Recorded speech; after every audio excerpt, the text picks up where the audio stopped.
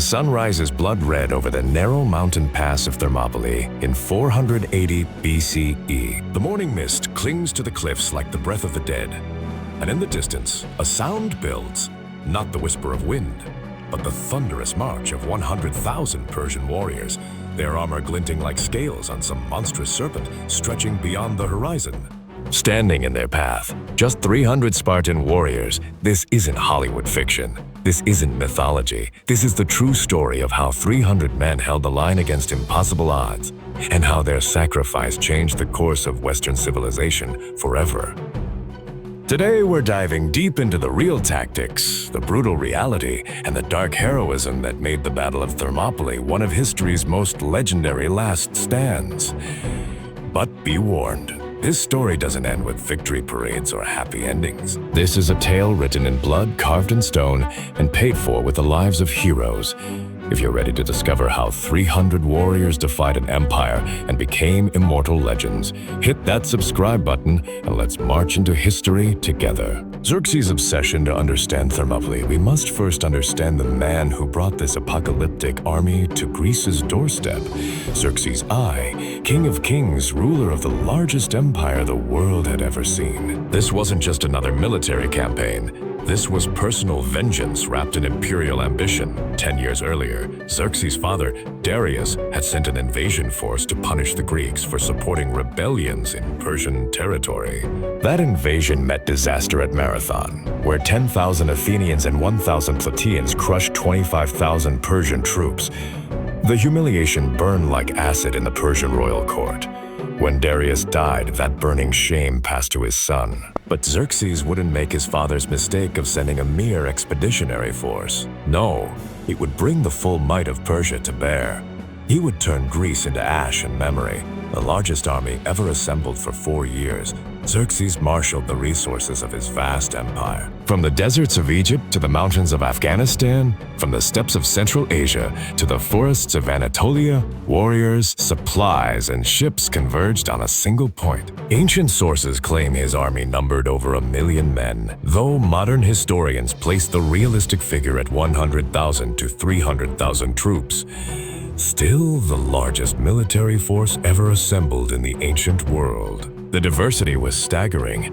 Persian immortals in their distinctive scale armor, Median cavalry with their curved swords, Scythian archers whose arrows could blot out the sun, Ethiopian spearmen, Egyptian marines, Phoenician sailors, and countless others. This wasn't just an army, it was a moving nation, a human tsunami aimed at the heart of Greek independence. As this massive host crossed the Hellespont on a bridge of boats, Xerxes allegedly paused to weep.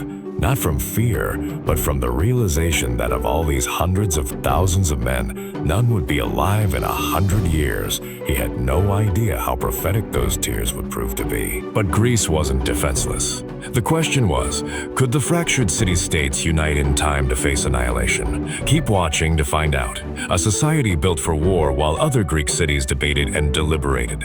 One state had been preparing for this moment for centuries. Sparta wasn't just a city-state. It was a military machine disguised as a society, where every aspect of life served a single purpose, creating the perfect warrior. From the moment of birth, Spartan males were property of the state. Weak infants were left to die on Mount Taygetus, a brutal practice that ensured only the strongest survived.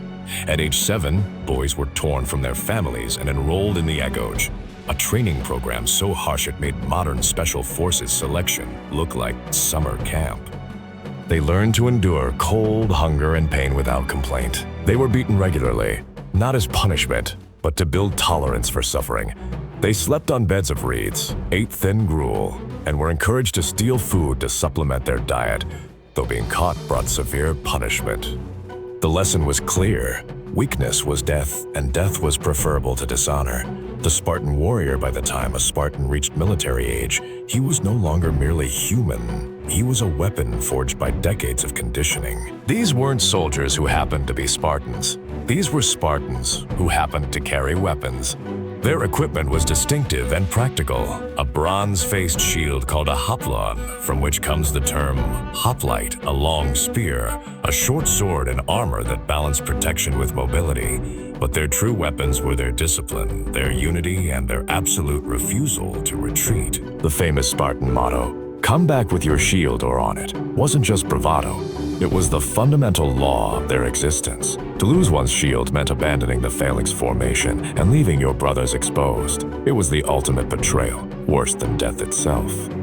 King Leonidas leading this elite warrior culture was Leonidas I, a king in his 60s who had spent his entire life preparing for exactly this kind of desperate stand. Unlike many rulers who inherited their thrones through birthright alone, Leonidas had earned his crown through the same brutal training as any Spartan warrior.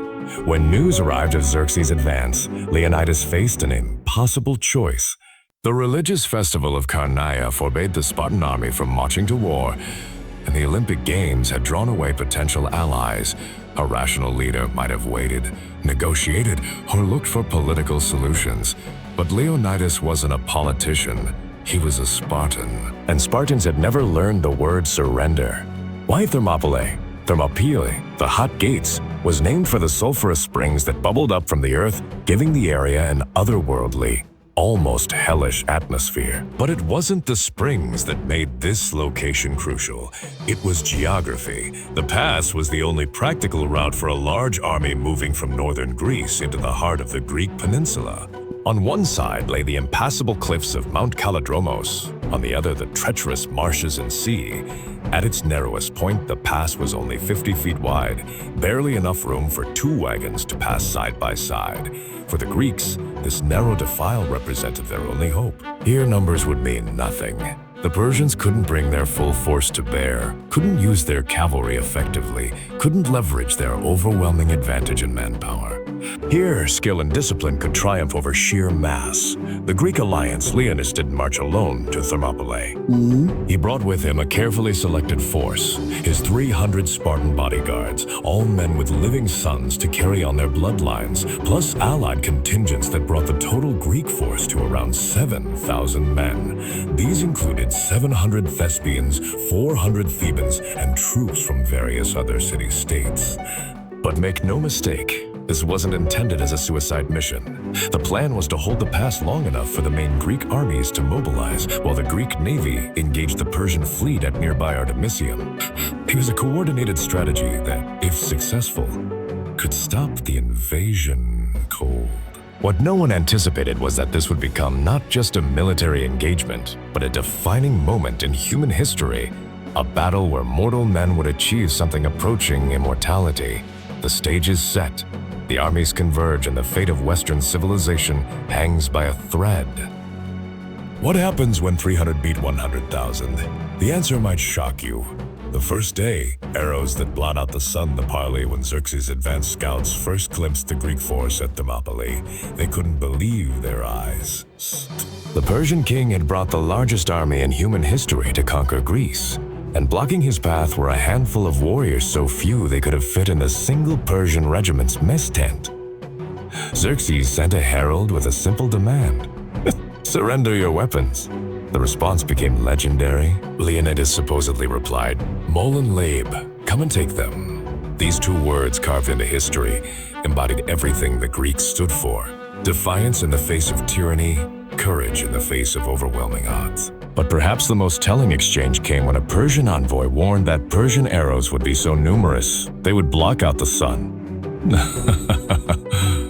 A Spartan warrior named Denex reportedly replied, Good, then we'll fight in the shade. This wasn't bravado. This was the genuine mindset of men who had made peace with death and found freedom in that acceptance. The first assault for 4 days, Xerxes waited, expecting the Greeks to come to their senses and flee. When they didn't move, he finally gave the order to attack. The first wave consisted of Median and Scythian troops, skilled warriors, but not the Persian elite. Xerxes wanted to test the Greek defenses without risking his best troops. What happened next defied everything the Persians understood about warfare. Instead of the chaotic melee they expected, they met a bronze wall of shields and a forest of spear points moving with mechanical precision. The Greek phalanx was like a human machine. each warrior locked in formation with his neighbors, shields overlapping, spears projecting forward in perfect alignment. The Persians, despite their courage, fought as individuals. Their shorter spears couldn't reach the Greeks, their wicker shields couldn't stop Greek bronze, and their loose formations crumbled against the disciplined advance of the phalanx. Wave after wave broke against the Greek line like water against a stone cliff. The Immortals faced mortality as Persian casualties mounted and morale wavered. Xerxes played his ace, the Immortals. These 10,000 elite troops were the Persian Empire's most feared unit, so named because their ranks were always maintained at exactly 10,000. When one fell, another immediately took his place. They had never known defeat. They were about to learn a harsh lesson in Greek mathematics. 300 disciplined Spartans fighting in perfect terrain were worth far more than 10,000 individuals, no matter how skilled. The Immortals fared no better than their predecessors. Their traditional tactics, archery followed by a spear charge, proved useless against opponents who welcomed close combat. The Greeks had trained their entire lives for exactly this kind of brutal, face-to-face warfare. Every thrust, every parry, every movement was executed with lethal precision born from decades of practice. By nightfall, the narrow pass was choked with Persian dead, while Greek losses remained minimal. The impossible was happening. A tiny force was holding back the largest army in the world. The second day, desperation and determination. Xerxes' rage. Ancient sources describe Xerxes leaping from his throne 3 times during the battle, overcome with rage and disbelief at what he was witnessing.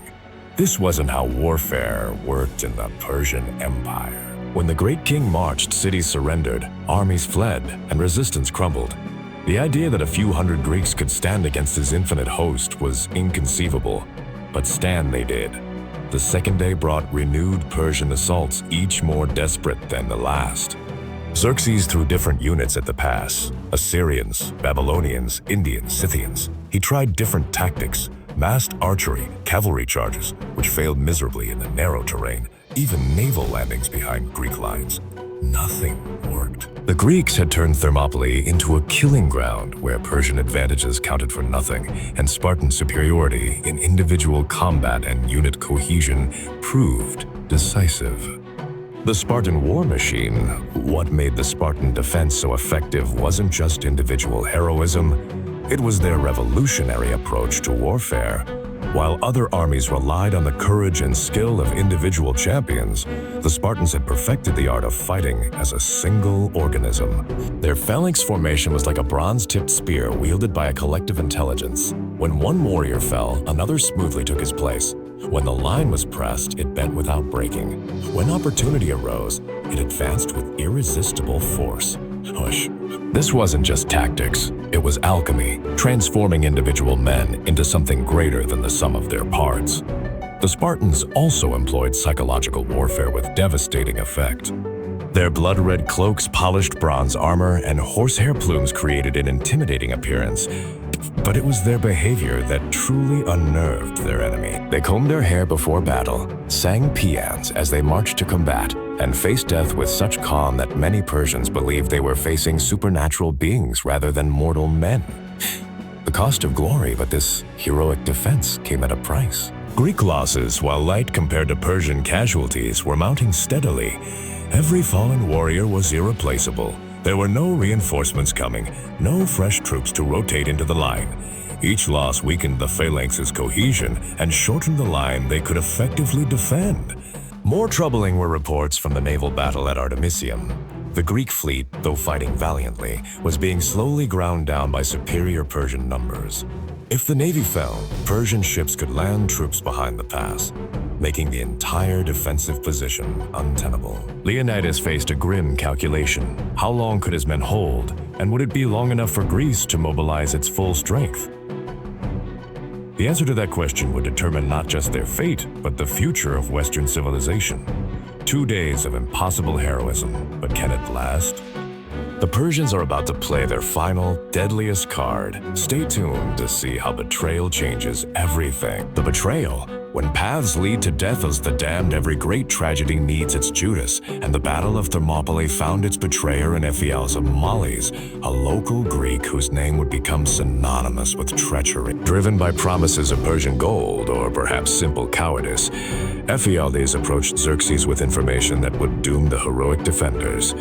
There was another path, a narrow mountain track called the Anapaea that wound through the hills above Thermopylae. It was treacherous, barely wide enough for men to walk single file, and known only to locals. But it led directly behind the Greek position, turning their impregnable defensive line into a death trap. Leonidas had anticipated this possibility. He'd stationed 1,000 Phocian troops to guard the path, positioning them at what seemed the most defensible point. But the Phocians weren't Spartans. When Xerxes' general Hydarnes led the Immortals through the darkness along the mountain track, the Phocian guards were caught completely off guard. The night march picture that nightmarish scene. Thousands of Persian immortals moving like ghosts through the mountain darkness, their armor muffled, their weapons gleaming dimly in the starlight. They moved with deadly purpose, knowing that dawn would bring them behind the Greek lines and turn the battle's tide. The Phocians, awakening to find themselves surrounded, made the fatal decision to retreat to higher ground rather than fight to the death. In doing so, they abandoned their post and left the path open. By morning, 10,000 immortals would be descending toward the rear of the Greek position. Dawn of the final day dawn brought word of the disaster to Leonidas through his scouts and deserters from the Phocian contingent. The situation was now hopeless. Within hours, the Persians would attack from both front and rear, crushing the Greek force between hammer and anvil. Faced with annihilation, most of the Greek allies chose discretion over valor. The Thespians remained, declaring they would rather die with glory than live with shame. Most of the Thebans also stayed, though some sources suggest they were compelled to remain rather than choosing freely. But it was Leonidas and his 300 Spartans who made the choice that would echo through eternity. They could have retreated, lived to fight another day, preserved their irreplaceable military expertise for battles to come. Instead, they chose to stay and die, to buy Greece precious time with their blood. Why? Because they were Spartans, and Spartans had never learned to retreat, because their laws forbade abandoning a position, because they understood that sometimes the greatest victory comes through willing defeat, that sometimes heroes must die to create legends that will inspire millions. The final stand, immortality through death, the last battle, the final day at Thermopylae, was less a battle than an orchestrated sacrifice, a carefully choreographed dance with death performed by warriors who had already made peace with their fate. Leonidas led his remaining men out from behind the defensive wall into the wider part of the pass, abandoning the tactical advantages that had served them so well. This wasn't tactical suicide. It was psychological warfare of the highest order. By advancing to meet certain death, the Spartans demonstrated a level of courage that transcended human understanding. They fought not to win, but to die so gloriously that their sacrifice would become legend. The combat was apocalyptic. Surrounded by tens of thousands of enemies, the Greeks formed a circle and fought back to back, their bronze shields locked, their spears thrusting out in all directions. When their spears broke, they drew their swords. When their swords shattered, they fought with daggers, fists. The death of heroes, Leonidas fell fighting over the body of a comrade, dying as he had lived, protecting his brothers in arms. The battle over his corpse became legendary, with Greeks and Persians surging back and forth in desperate combat. 4 times the Greeks recovered their king's body. 4 times the Persians drove them back. In the end, the survivors made their final stand on a small hill, now known as the Hill of Leonidas. Overwhelmed and out of weapons, they were finally buried under a storm of Persian arrows. Those same arrows that would blot out the sun had finally found their mark. But even in death, the Spartans achieved victory. The 3 days they had bought allowed the main Greek army to withdraw safely, the Athenian navy to escape destruction, and the Greek city-states to prepare for the decisive battles that would ultimately defeat the Persian invasion. Xerxes' hollow victory when the dust settled. Xerxes surveyed a scene that must have filled him with horror despite his victory. The narrow pass was carpeted with Persian dead. Some estimates suggest 20,000 casualties against perhaps 4,000 Greeks. His elite immortals had been decimated. His aura of invincibility was shattered. In a rage, Xerxes ordered Leonidas' head cut off and mounted on a spear, a violation of Greek burial customs that revealed just how deeply the Spartan king had wounded Persian pride. But this petty revenge only added to the growing legend of the man who had held back an empire with 300 warriors. The battle is over, but the story is just beginning. How did this defeat actually save Western civilization?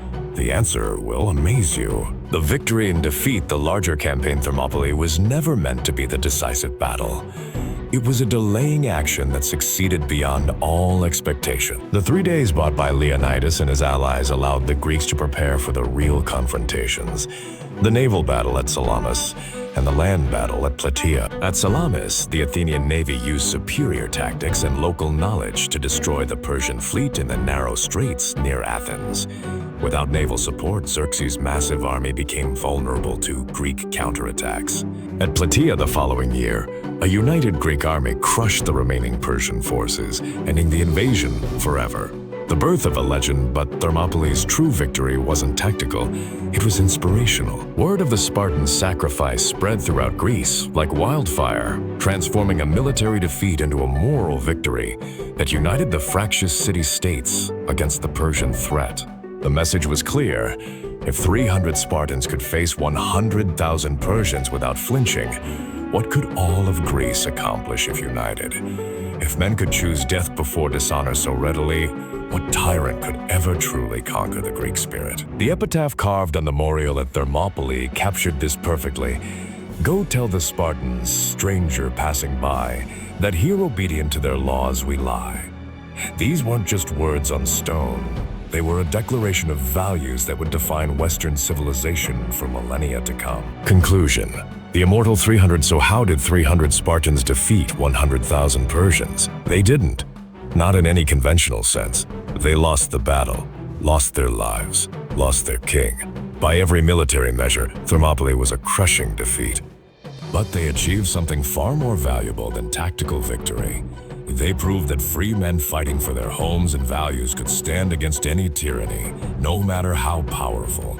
They demonstrated that courage and discipline could triumph over mere numbers. Most importantly, they created a legend that would inspire resistance to oppression for over 2,000 years. From the Roman Republic to the American Revolution, from the Warsaw Ghetto to modern democratic movements, the cry, "Remember Thermopylae," has echoed wherever free people face overwhelming odds. The 300 Spartans didn't defeat 100,000 Persians on a battlefield in 480 BCE, but they defeated tyranny itself in the realm of human consciousness, proving that some things, honor, freedom, the right to live as free people, are worth more than life itself. That is their true victory. That is why we remember their name. That is how 300 men achieved immortality by embracing death. What do you think? Did the Spartans really win at Thermopylae, or was their victory just the consolation prize of history? Let me know in the comments below. And don't forget to subscribe for more legendary battles that changed the world forever. Go tell the Spartans, stranger passing by.